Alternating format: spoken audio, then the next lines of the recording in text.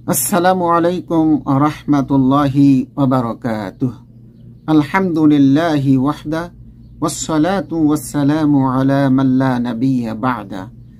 সম্মানিত দর্শক শ্রোতা, আলোচনার বিষয় হচ্ছে তাওয়াফের পরে যা করণীয়।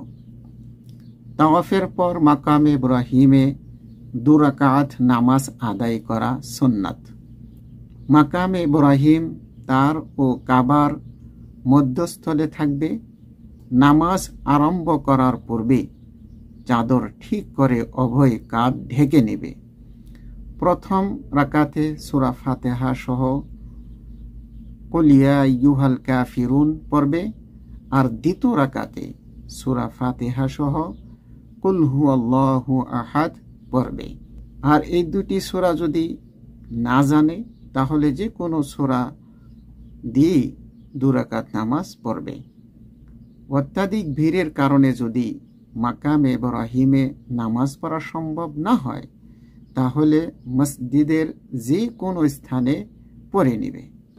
এইভাবে তাওয়াফের পরে যে কাজ করণীয় সে কাজ সুন্দরভাবে সুন্নাহ মোতাবেক করার চেষ্টা করবে।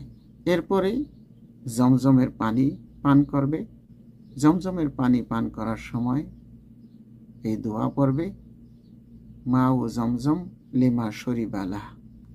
আল্লাহ তাআলা আমাদের সকলকে তাওয়াফের পরবর্তী কাজগুলো সুন্নাত মোতাবেক করার তৌফিক দান করেন। আল্লাহুম্মা সাল্লি ওয়া সাল্লিম আলা নবিয়িনা মুহাম্মদ।